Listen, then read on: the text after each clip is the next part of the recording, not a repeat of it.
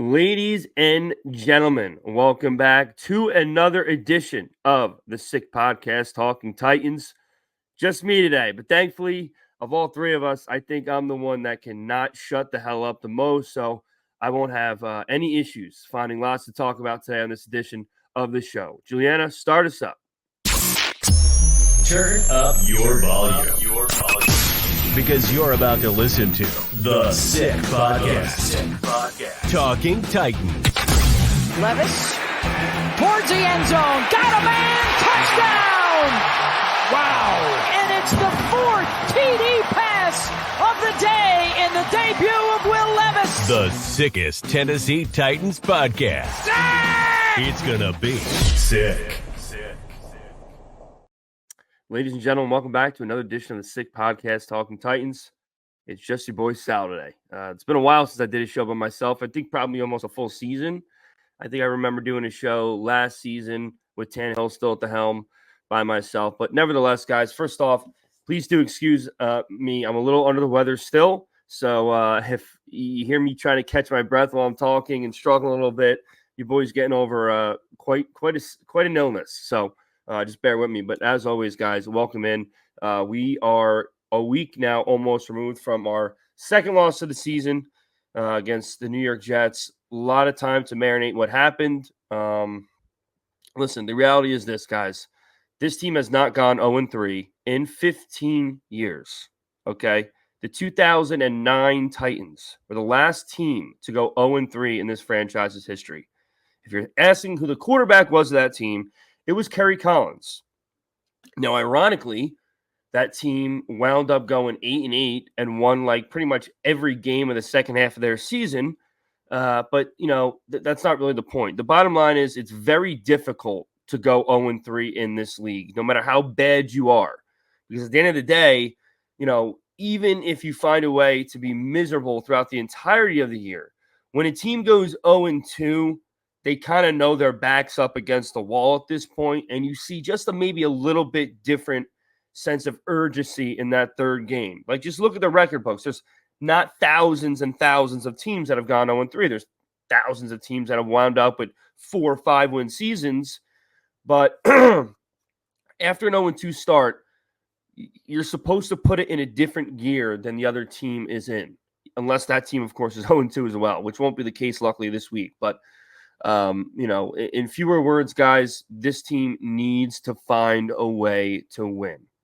I tweeted it earlier. Obviously, Levis needs to be better. Obviously, he does.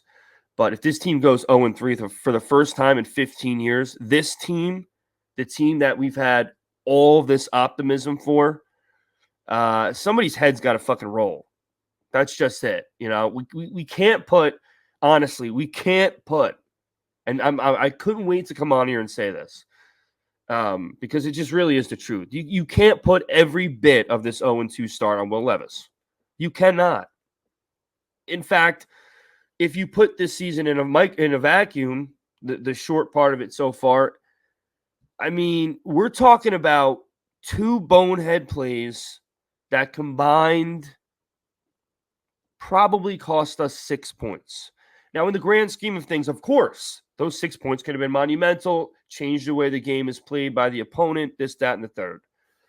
But at the end of the day, if you remove those 2 horrific pitch toss fumbles, he's done better from week 1 to week 2.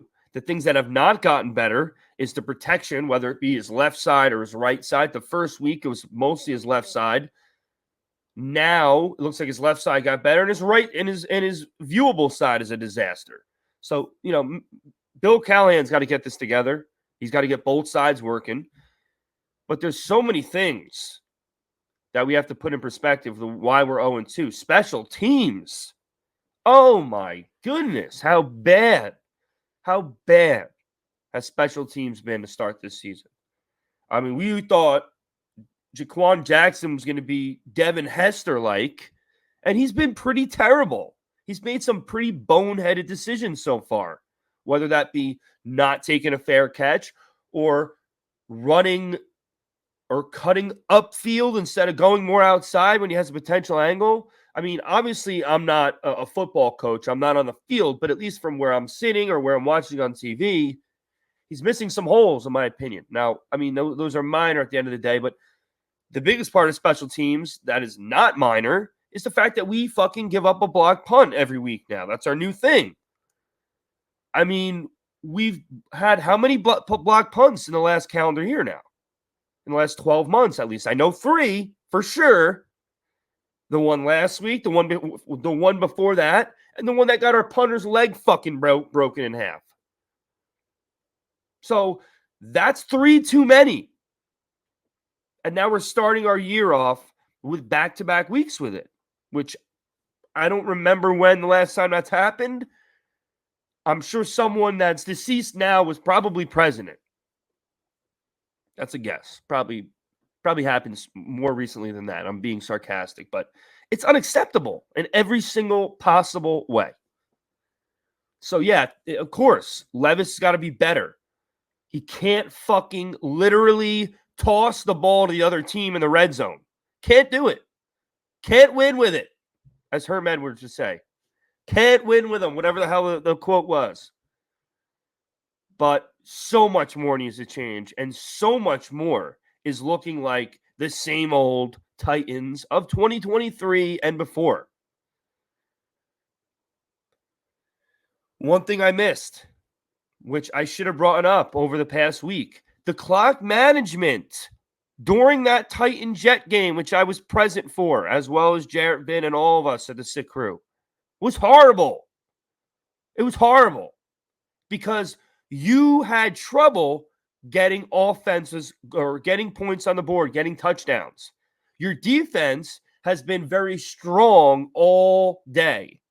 So what you need to do is, with 4 minutes left out of touchdown, is not try to drain the clock and just get to overtime.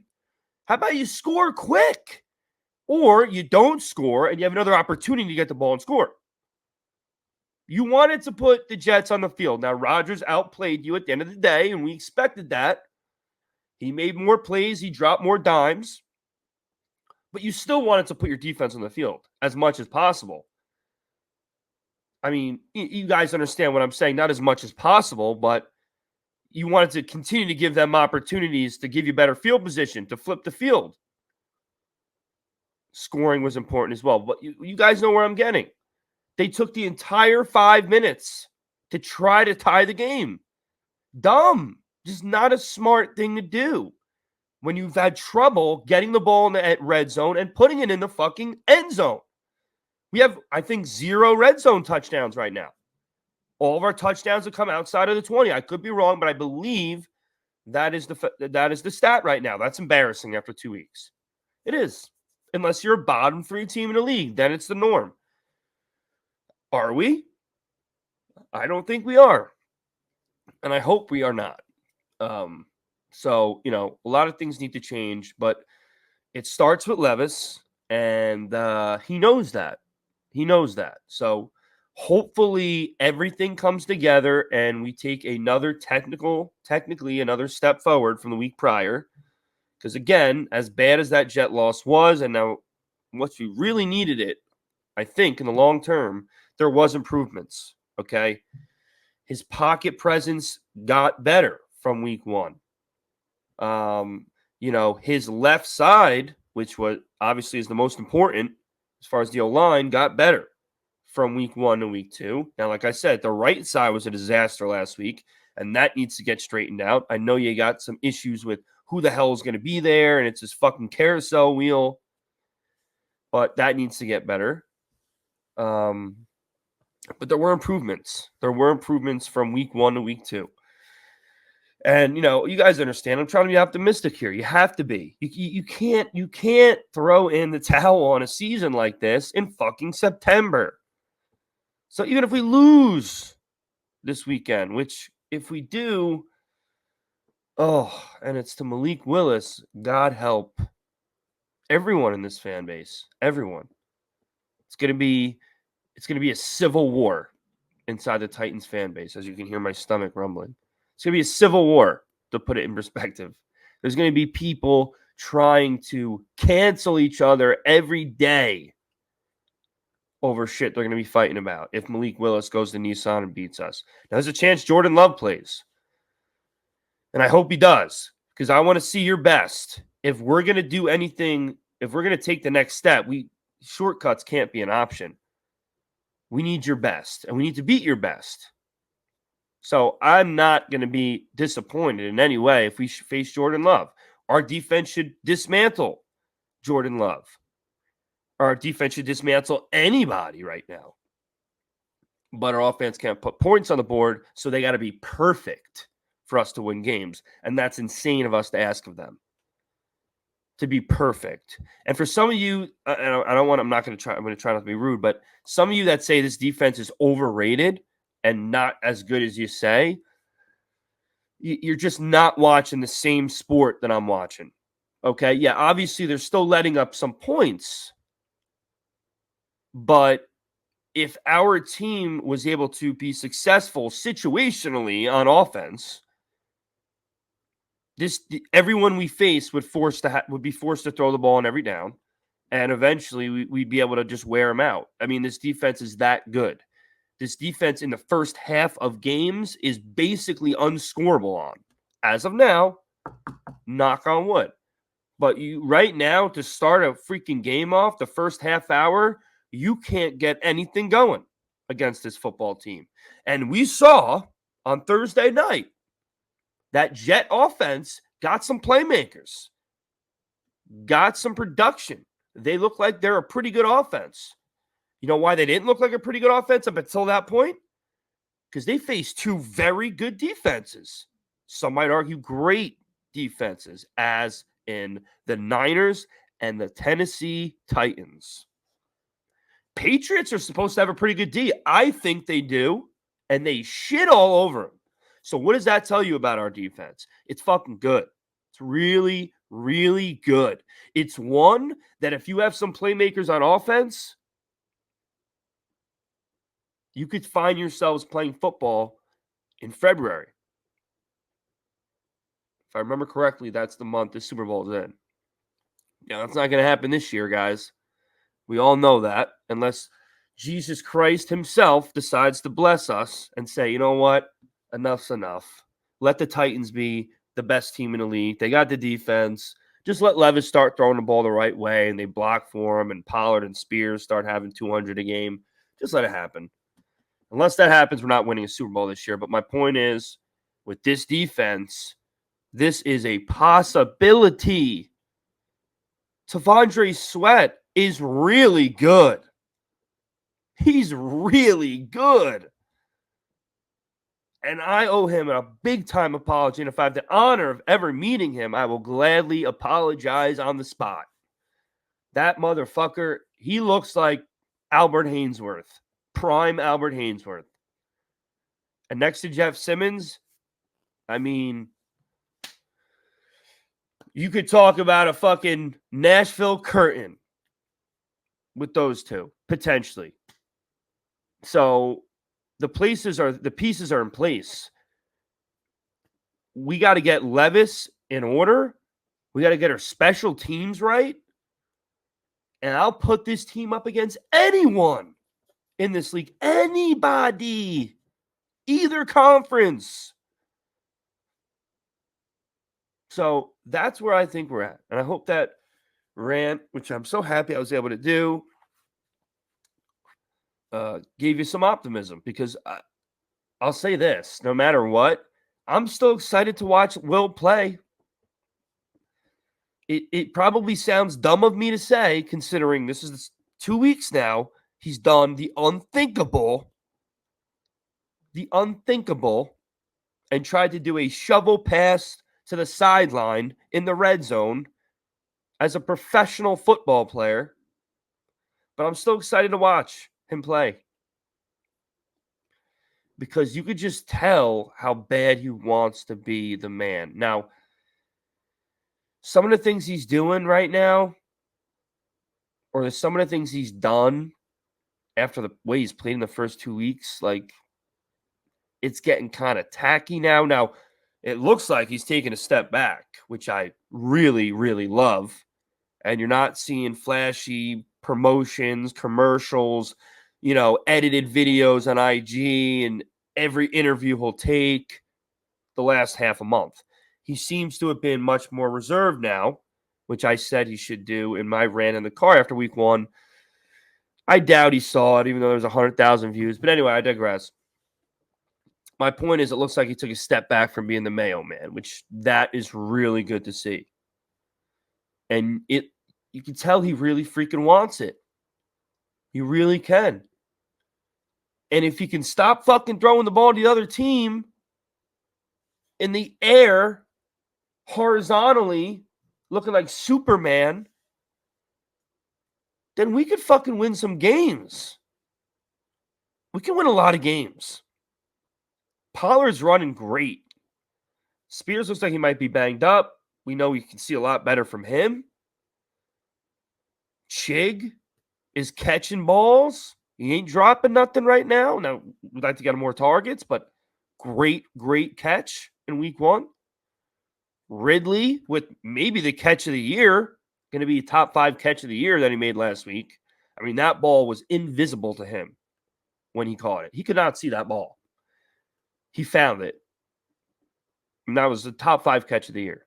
We know what he's capable of. D-Hop's not 100%. He will be soon. Boyd is doing the most with every opportunity he gets, and there's barely been a handful so far. This team could go toe-to-toe with anybody. But it starts with Levis, decision-making, play calling needs to get better. It's like we start every game in 2023, and then it takes a quarter to get into the new Titans that we want to be. Why can't it be that way for 4 quarters? I don't know.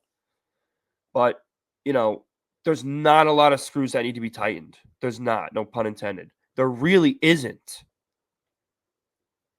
Snead is being a lockdown. He's being a number 1 corner. McCreary, we're not hearing his name much. Awuzie, we're not hearing their names much. Occasionally getting burned, but we're not hearing their names a whole lot, obviously, with the defense's way they're playing. Amani Hooker, contract year, I think. But if it isn't, he's playing like it. Playing well. Like I said, Sweat, playing like a real fucking defensive lineman. Real DT. Simmons doing Simmons things. So, Vin always says, and it just becomes more and more true every time I think about it, and you guys know this is a game of inches. Every blade of grass matters. It's not a freaking cliche. It's just the facts. Like the margin of error, and I don't remember which record it was, but between 5-12 and 12-5, it's this much. It's this much. We already said it. The Chicago game, Tajay Spears gets that first down on that pass where he's tackled from the back. We probably win that game. One little thing. No block punt, which most teams in the NFL don't allow.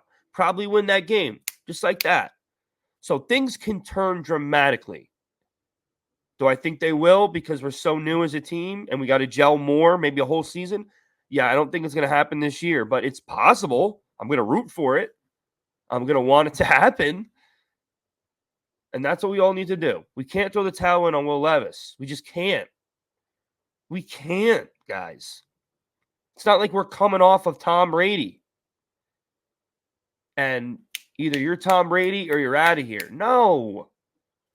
Like, we got to try. We got to try. We have not really tried with many quarterbacks. And the ones we claim we did, we didn't use them properly. You know who they are. We gotta let this kid be Will Levis. Keep throwing the ball. We're taking shots down the field now. Notice that? That Ridley throw, that Burks throw that needs to come down with, by the way. I'm out on Treylon Burks. Oh, done.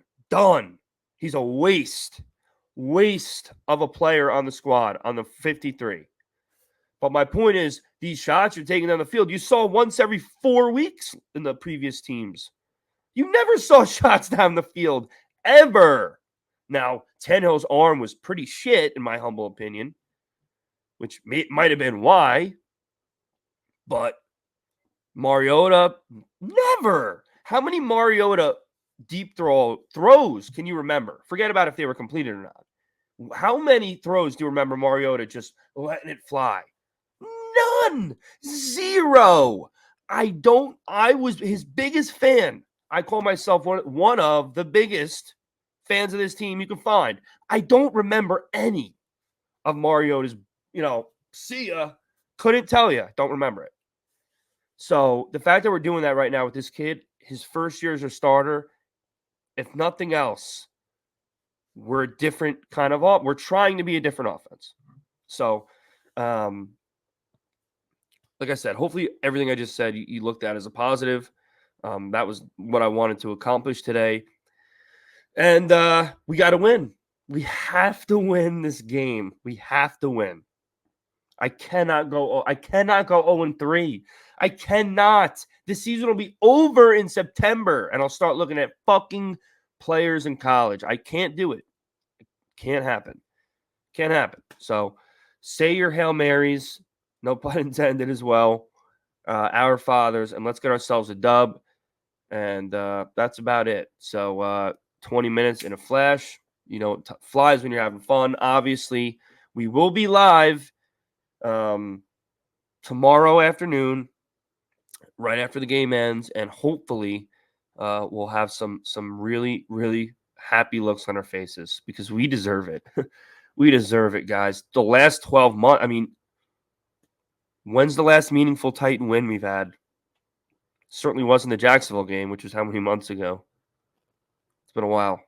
It's been a long time. But that's going to wrap it up for us today. Before we do go, I will mention our picks for the week. Sponsored by DraftKings. It's time for Sick Picks. Brought to you by DraftKings. The crown is yours. So here we go, guys. We're going to start out with Jared. He has a parlay set up. Alvin Kamara, Saquon Barkley, and Devontae Adams to score. That's a 3-leg anytime touchdown parlay. Pays 403 plus 403. So pretty good odds. Pretty good odds. And as always, guys, make sure you download the DraftKings Sportsbook app now and use code SICKSPORTS. New customers get $200 in bonus bets when you bet just $5. Only on DraftKings. The crown is yours. Gambling problem? Call 1-800-GAMBLER. In New York, call 877-8-HOPE-NY or text HOPE-NY 467-369. In Connecticut, help is available for problem gambling. Call 888-789-7777 or visit ccpg.org. Please play responsibly. On behalf of Boot Hill Casino and Resort in Kansas, 21 and over, age and eligibility varies by jurisdiction. Void in New Hampshire, Oregon, and Ontario. Bonus bets expire 168 hours after issuance. For additional terms and responsible gaming resources, see dkng.co/FTBall. NFL Plus premium offer available only to new and former NFL Plus subscribers. Additional NFL Plus premium terms at NFL.com/term. Vincent, on the other hand, he has the Pittsburgh Steelers -3. He has the Philadelphia Eagles +2.5 and the Denver Broncos -6.5. He also has us winning this one in Tennessee 21-17. Would be nice to score over 17 points, which we have not done in, I believe, 4 years now. Yeah, that's another stat I forgot to bring up that is absolutely horrifying. I could be wrong. I could be wrong, but I think that's what I heard. Nah, it can't be possible. There's no way that's possible. However long it's been, we'll have to look that up. Now I look like a jackass. I haven't scored more than 17 in 4 years. That's absolutely not possibly true. But it's been a long time. It's been an embarrassing amount of time. That I do remember when I heard it. So we need to score more than 17 points this week. Throw the ball 50 times if you have to. Score more than 17 points. And as far as my picks, which I didn't even really get to do, but I'll give you a quick look at them right now. Right off the bat, I love Minnesota getting points at home against Houston. Come on, guys. I mean, I know Houston's good, but we now know that the freaking Vikings are at least competent. And for them to get points at home 2-0 going up against Stroud, they're going to be freaking hyped for that game. That's going to be a close game. I also love Seattle at home -4.5. Whoever the Dolphins quarterback is, I'm assuming it's going to be Thompson. They're going to win by more than 4.5. And then last but not least, give me the Bucks -6 versus Denver. That team is rolling. And they're going to destroy the Broncos at home. Those are my 3. I don't know what the odds are. Titans score prediction. I think we're going to score 17 again, to be honest with you. But I think the Packers are going to score 10. So let's go 17-10, Tennessee. If it's more, God bless. So without further ado, guys, we're going to pack it up for today. As always, make sure you like, comment, subscribe on all the platforms you're watching us on. Appreciate all the support as always. And hopefully we have a happy show to do live tomorrow. So always, guys, tighten up. Juliana, you can send me out. And that's a wrap. Hope you don't miss us too much until next time. Follow the Sick Podcast Talking Titans on YouTube, Instagram, Facebook, Google Play, and Apple Podcasts.